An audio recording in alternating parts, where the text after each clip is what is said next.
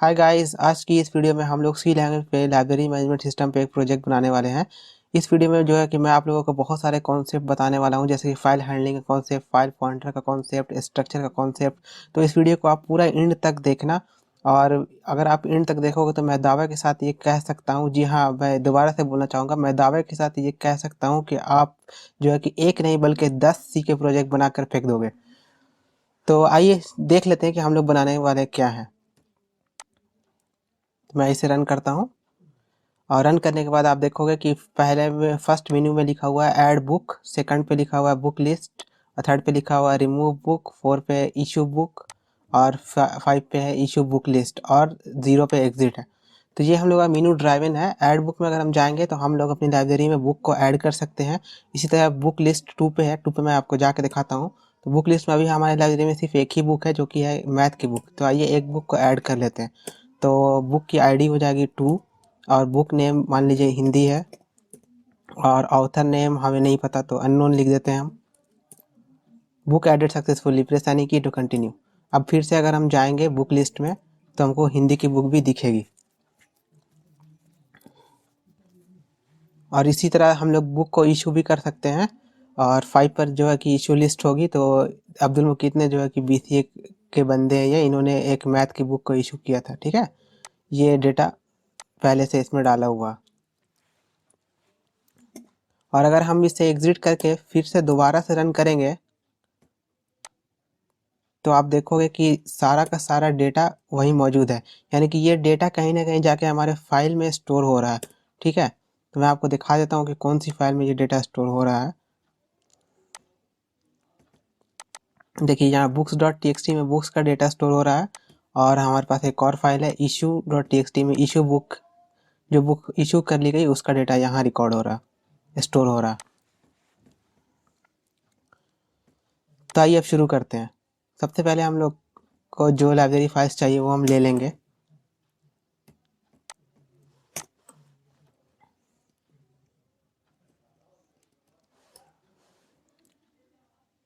उसके बाद हम लोग सब इसके बाद हम लोग मेन मेथड लेंगे। तो हम लोग मेन को कॉपी कर लेंगे यहाँ से।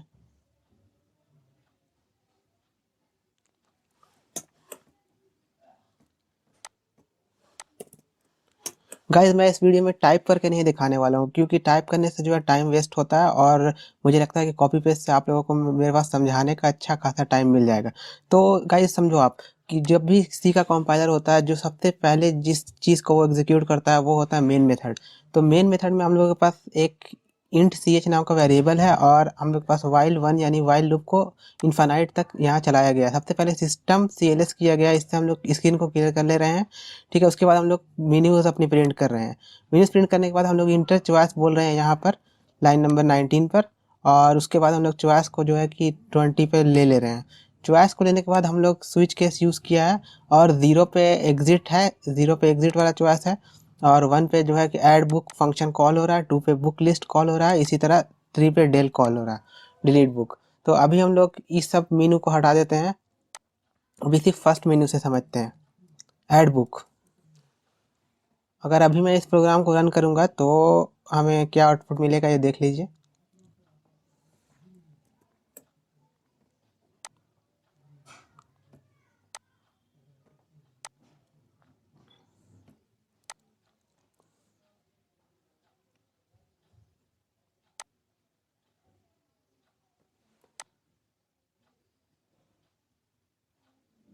अभी ये प्रोग्राम रन नहीं होगा, ये अभी एरर देगा। क्यों? क्योंकि ऐड बुक जो है कि डिफाइन नहीं है यहाँ। तो हम लोगों को ऐड बुक डिफाइन करना होगा। तो हम लोग फिर से जाएंगे फाइल में, और ऐड बुक का जो लॉजिक है वो लेकर आ जाएंगे।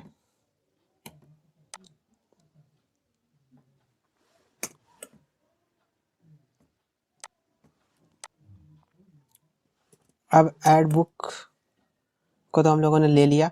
ऐड बुक के साथ हम लोगों को कुछ और चीज़ें लेनी होंगी जो कि ग्लोबल स्कोप में है, जो कि हमारा स्ट्रक्चर और फाइल पॉइंटर। तो हम लोग इसको भी कॉपी कर लेंगे।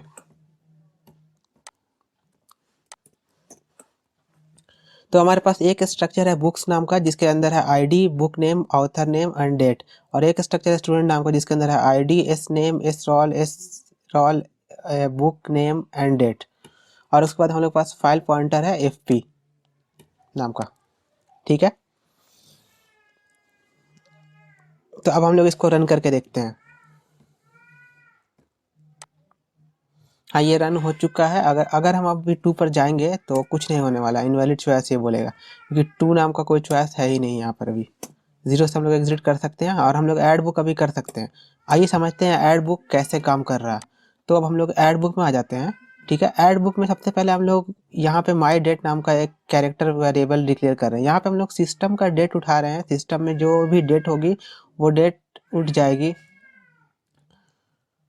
यहाँ ये 4 लाइन जो है ना, यहाँ से यहाँ तक सिस्टम का डेट उठा के बी डॉट डेट, बी जो हम लोग का स्ट्रक्चर था, एक सेकंड ऊपर आइए, ये स्ट्रक्चर आप देख रहे हैं बुक वाला स्ट्रक्चर, इसका कंट्रोलर है बी। तो बी डॉट डेट में जो है कि हम लोग अपना माई डेट डाल दे रहे हैं, यानी आज की करेंट डेट हम लोग बी डॉट डेट में स्टोर कर दे रहे हैं। सबसे पहला काम तो ये कर रहे हैं। उसके बाद हम लोग फाइल को ओपन कर रहे हैं ए बी मोड में, यानी अपेंड इन बाइनरी मोड। ठीक है, और उसके बाद हम लोग सबसे पहले बुक आईडी ले रहे हैं, फिर बुक नेम ले रहे हैं, और बुक नेम लेने से पहले हम लोग यहाँ पर f/std इन कर रहे हैं। ये हम लोग इसलिए कर रहे हैं क्योंकि जो है कि इनपुट बफर में कभी-कभी कुछ चीज़ें छूट जाती हैं, तो गेट एस जो फंक्शन है वो उसको लेके स्किप कर देगा, आपके इनपुट तक वो वेट नहीं करेगा, आपके इनपुट तक वो। जैसे कि मैंने आईडी में डाला 1 एंड इंटर, मैंने 2 की दाबी है, 1 भी दाबी है और इंटर भी दाबी है। 1 को तो स्कैनएफ ने ले लिया, ठीक है, इंटर जो है बफर में रह गया। तो गेट एस क्या करेगा कि इंटर को ले लेगा और आगे भाग जाएगा, आपसे ऑथर नेम पूछने लगेगा, बुक नेम पूछेगा ही नहीं। इसलिए हम लोग f/std इन का यूज़ यहाँ पे कर रहे हैं। ठीक है, उसके बाद जो है कि जब ये काम हो जाएगा तो हम लोग मैसेज दे देंगे बुक एडेड सक्सेसफुली, और उसके बाद हम लोग एफ राइट मेथड से राइट कर देंगे फाइल में, और फिर फाइल को क्लोज कर देंगे। तो इस तरह से हो जाएगी हमारी बुक ऐड। अब हम लोग अगला मेन्यू देखते हैं।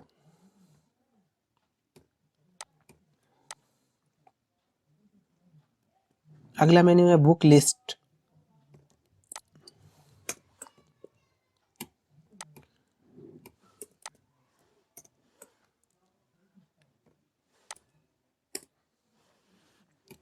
बुक लिस्ट का फंक्शन भी हम कॉपी कर लेंगे।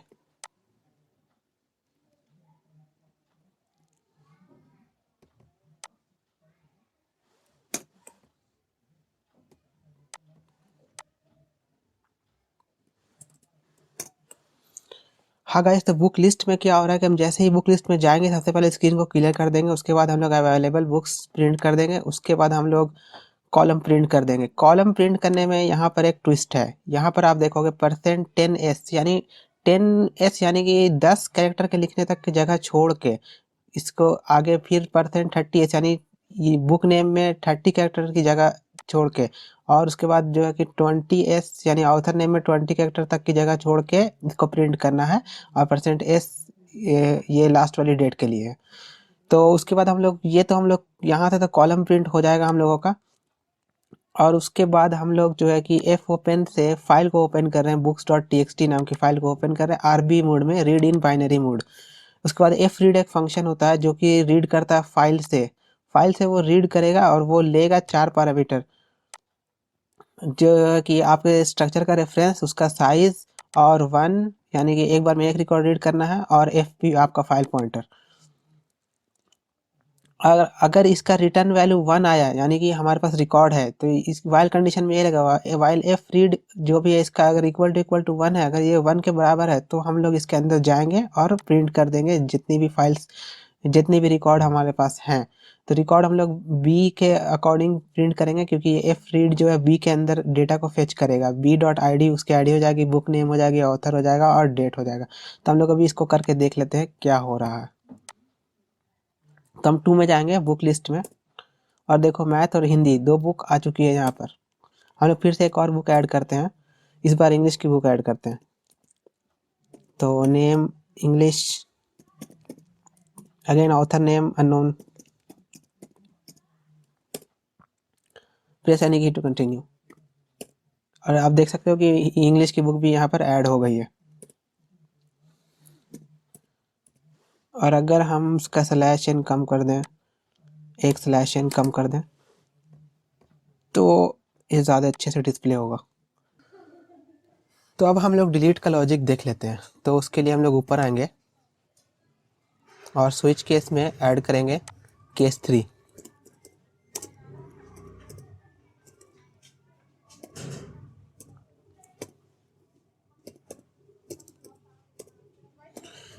इसके बाद हम लोग डिलीट के लॉजिक को ले लेंगे, यहाँ से कॉपी करेंगे और फिर उसके बाद समझेंगे कि ये कैसे काम कर रहा है।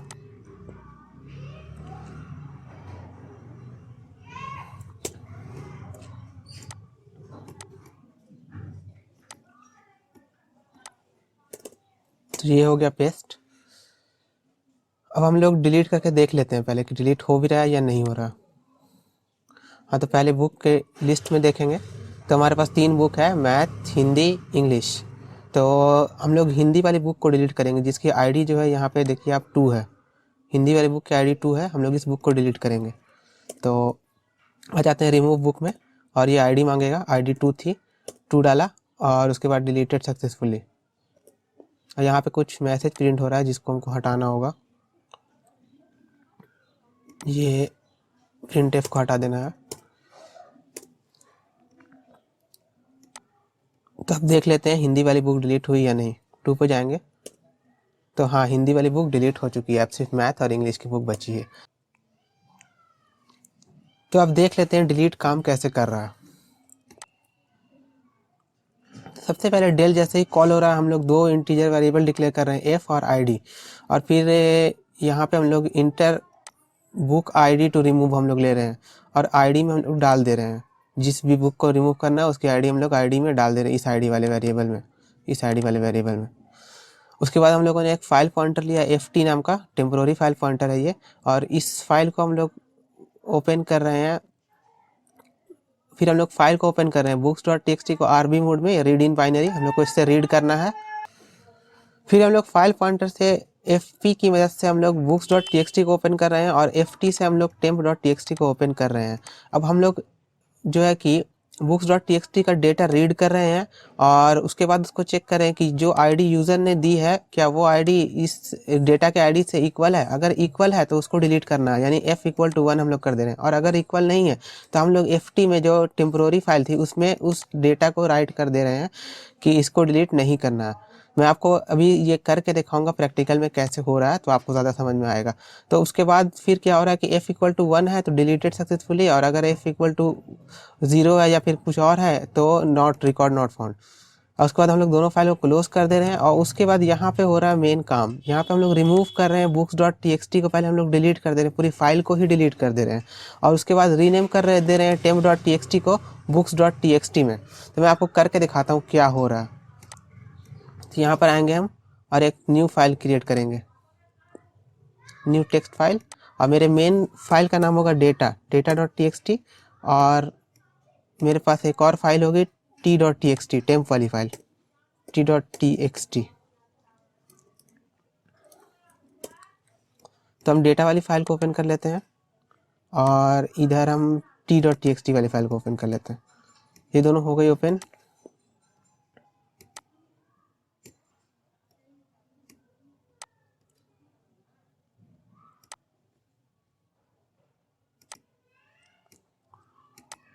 अब मान लो कि मेरे डेटा में 3 डेटा था, जैसे कि एक था मुकीत, एक था उस्मान, एक था दानिश।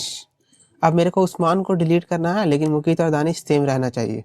तो हम करेंगे क्या कि हम मुकीत को मैच करेंगे कि क्या मुकीत को डिलीट करना है, नहीं करना। अगर नहीं करना है तो हम टी में राइट कर लेंगे मुकीत का नाम।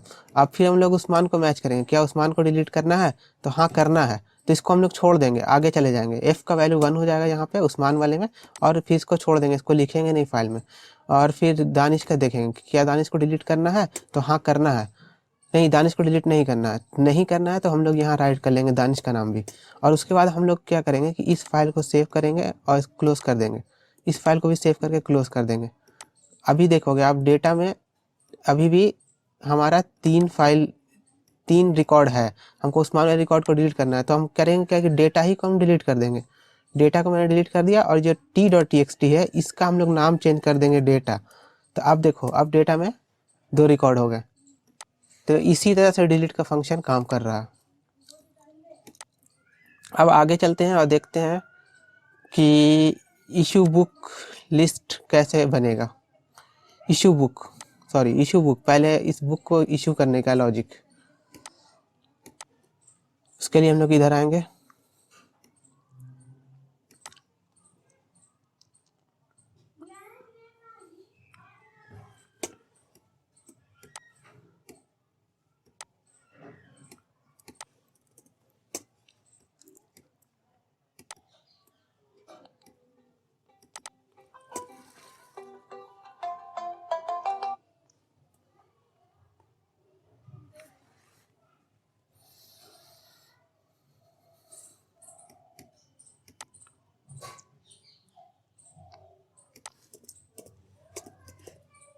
केस 4 में ले लेंगे इशू बुक।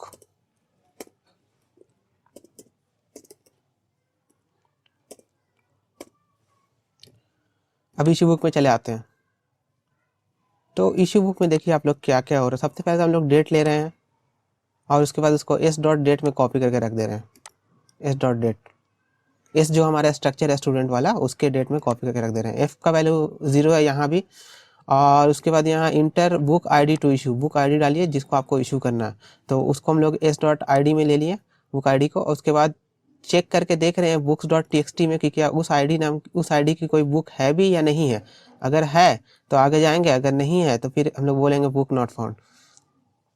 अगर है तो फिर हम लोग यहाँ चेक कर रहे हैं, रीड कर रहे हैं बी डॉट टी का पूरा डेटा यहाँ पे, और उसके बाद उसको मैच कर रहे हैं B dot I D equal to S dot I D. अगर जो स्टूडेंट में जो आईडी है वो बुक वाली आईडी से मैच करती है तो हम लोग कॉपी कर लेंगे बुक का नाम निकाल के स्टूडेंट वाले डेटा स्ट्रक्चर में रख देंगे।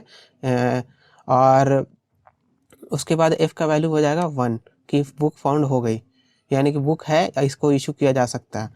फिर हम लोग उसके बाद लिख देंगे, अगर एफ का वैल्यू 0 रहेगा तो हम लोग लिख देंगे book not found with this ID please try again, और रिटर्न कर देंगे। यहीं पे से हम लोग वापस चले जाएंगे। और अगर बुक मिल गई है तो फिर हम लोग ओपन करेंगे इशू डॉट टी फाइल को अपेंड इन बाइनरी मोड में।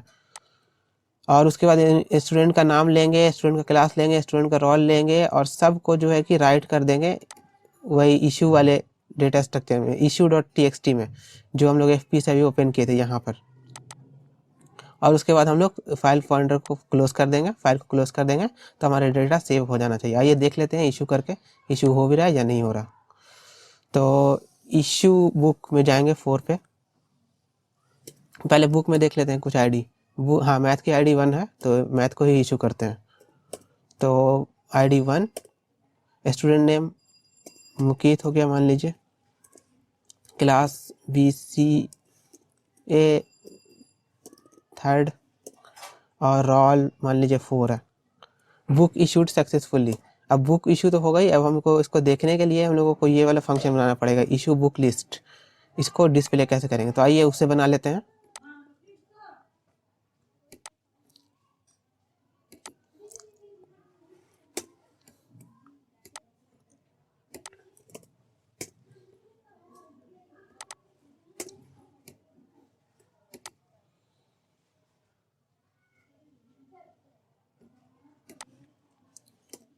केस 5 पे हो जाएगा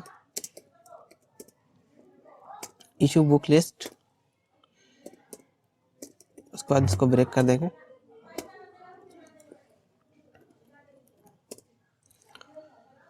अब हम लोग जाते हैं 5 दाबते हैं, 5 हम लोग दाबेंगे तो हमको दिख रहा है ये वाला रिकॉर्ड जो हम लोगों ने डाला था, मुकीत BCA 3rd, ये यहाँ पर मौजूद है। रोल नंबर 4 मैथ की बुक को लिया था और आज की डेट भी है।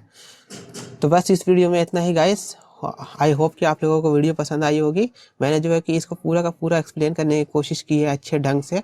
तो आप कमेंट करके बताएं हमें कि ये वीडियो आपको कैसा लगा। Thank you so much for watching. मिलते हैं अगली वीडियो में।